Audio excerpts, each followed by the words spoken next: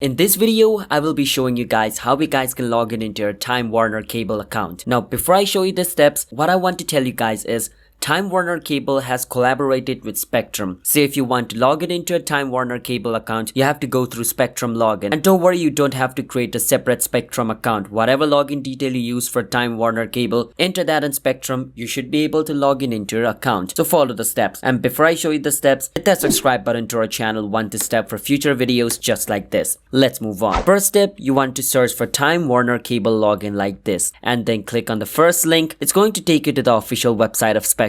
But as I said in the beginning, it's collaborated with Spectrum, so you don't have to worry about it. Now, once you're in this web page, what you want to do is click on sign in. Once you do that, it'll take you to its login page. And over here, just enter the username of your account. And after you do that, just enter the password of your account and then scroll a bit down. Click on I'm not a robot to verify you're not a robot. Once you get the tick mark, click on sign in and you should be able to log in into a Time Warner's Cable account. It's that simple. Hope you understand. Hit that subscribe button to our channel, want to step for future videos like this. I'll see you guys next time. Bye bye.